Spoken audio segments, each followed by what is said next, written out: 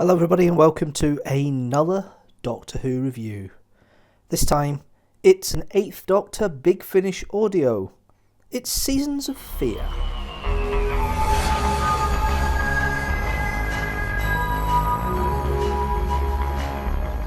As always, we'll go through the cast and crew in a moment, and some of the good bits alike, some of the bad bits alike. But we'll start off, of course, with my synopsis of the plot. The Doctor and Charlie have arrived in Singapore. Charlie is there to see a friend called Alex, and the Doctor gets confronted by a mysterious figure known as Sebastian Grail. Grail states that he's met the Doctor in the past and is now an immortal being, and wanted to gloat on the fact that he'd won and saw the Doctor destroyed previously. This intrigues the Doctor, and after Charlie confirms that Alex is actually the grandson of Sebastian, the Doctor's gone back and made inquiries and found that Grail started his life in the Roman times.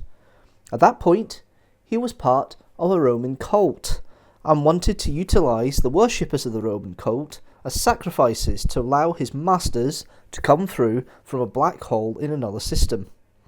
The Doctor manages to thwart him at that point, and Greylie ends up with an extended lifespan, but not quite immortality. He buys his time and waits until the mid-11th century, in the court of Edward the Confessor. This time, Grayling is trying to change the course of history to his own power. He is a bishop already, but is about to be given the earldom of East Anglia. He gives the gift of plutonium in the form of jewellery to Edward the Confessor and his wife Edith Swanneck.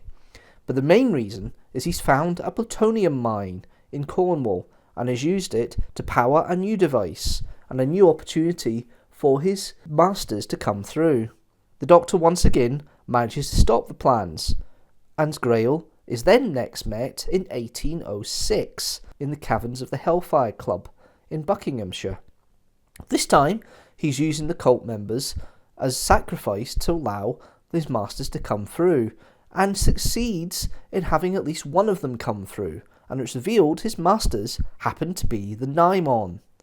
The Naimon have created a time corridor and are preparing to travel down it with their hordes to start taking over the Earth and using the Earth as a starting point to spread across the galaxy. The Doctor manages to block the time corridor with his TARDIS. However, Grail manages to enter the TARDIS through a kind of time ram, and the Doctor and Grail end up being in a tussle near the doors of the TARDIS. The Doctor, however, falls out the TARDIS, but the time vortex has been manipulated so much that he lands back in the Roman times. Grail manages to follow him and finds his original self being talked to by the Doctor, and manages to stop Grail, the original Grail, from carrying on working with his masters. The original Grail then sees how much of a bitter man Sebastian Grail has become and stabs his future self. Time is reset. The original timeline saw the 1806 issues cause a destruction of the timeline. They have been restored. There we go. That is the plotline, the way I've described it, of Seasons of Fear. Okay, let's go into the cast and have a discussion of some of the main characters of this story. We have the Doctor, played by Paul McGann. This is a great little story for Paul McGann's 8th Doctor. It certainly shows all the best bits of the 8th Doctor, the whimsy, the enjoyment for the adventure that he's doing on, but that steeliness that the 8th Doctor has to make sure that people are doing the right thing and not causing issues with the timeline. He's very protective of the timeline as this Doctor, and it's very well played here by Paul McGann. I think you definitely feel that he's grown into the role and really is very comfortable in what he does now. It doesn't feel like he's reading the script anymore like it did in the original first couple of stories he did, but it does feel very much like he has got into the role, he's running with it, he's swimming with it, really settled into the role here, and it really is nice. Then you got India Fisher playing Charlie Pollard. She is involved and is enjoying the adventure and is loving the conversations and the timey-wiminess of it, because it's going through different time periods, and that's where Doctor Who always excels, is when the Doctor comes in and does different time periods. I think it's quite nice that works. But Charlie really goes along with the plot swimmingly. She's she doesn't have too much of an influence in it, really. In regards to India Fisher and the role she's got, she plays on the poshness factor in the 19th century. I love the fact she has the comment saying she's loving all these dresses that she's wearing, so she's obviously enjoying the dressing up side, which is nice to see. But apart from that, yeah, it's been well played by India Fisher, and she has a really good way of hitting the right notes for the character. And this one, Charlie feels like she's doing a bit more. She's not quite sidelined like she was in Invaders and Mars, and she's not quite central to the plot as Chimes of Midnight, but she does seem to have an adventurous time here. We have a couple of other guest cast members. We've got Stephen Fuel, who plays Lucilius, and Richard Martin. I think Richard Martin's probably the better one of the two characters he plays. Lucilius is kind of throwaway. That character's okay. Richard Martin's more interesting. It's kind of like he's supposed to be this posh, well-to-do, enlightened man, but he's actually a crook, a criminal, somebody who's scamming and grifting people, and it's played really well by Stephen Fuel, which is nice to see. We then have Edward the Confessor, who's played by Lennox Greaves. Nice little role. I quite like the way it's been put across, and I think it's quite nice the way it's been put across with him.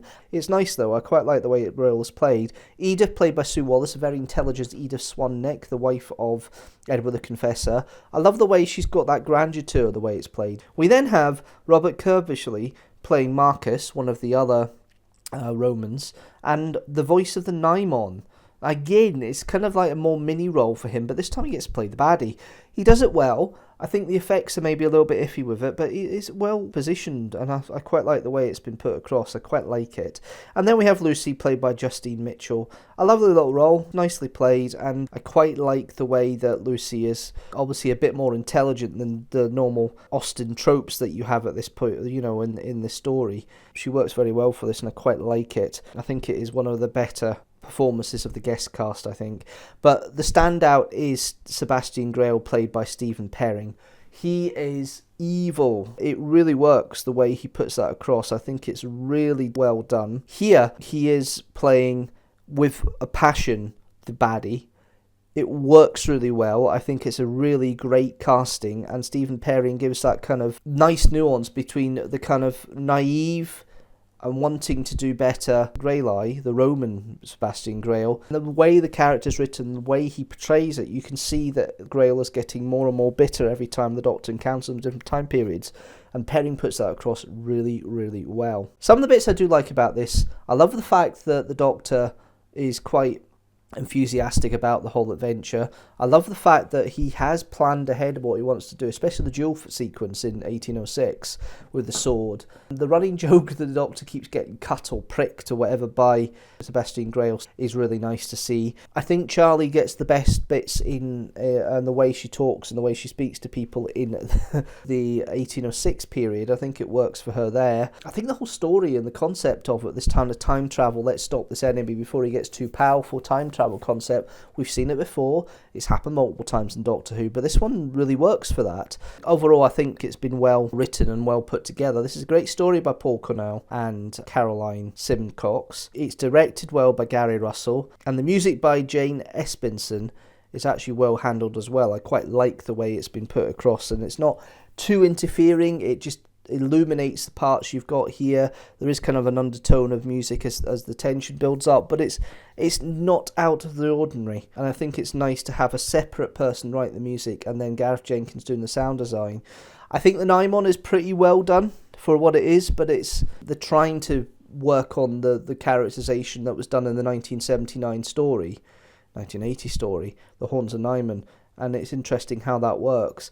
But I love the whole story overall. I think it's a nice little story. And it's the first time, of course, the Zagreus rhyme comes up, and Zagreus becomes a bigger character in Doctor Who Big Finish later on. And there's elements of that in here when it comes to the Doctor's intentions. The Doctor thinks he's good, but there was one point when he wanted to kill Graylin in the 11th century after their little tussle, which is interesting. So I thought that was interesting. And the first line of the Zagreus rhyme is said for the first time. Zagreus sits inside your head. Zagreus lives among the dead.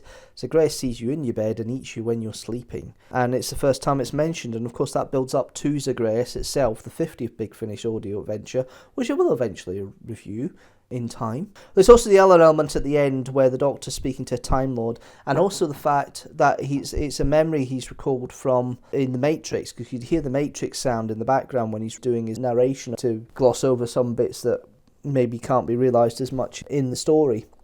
And that's an interesting technique as well, and it does work for that, and I quite like it overall because of that. I enjoy it though. It is certainly a strong story, but I would give it 4 TARDISes out of 5.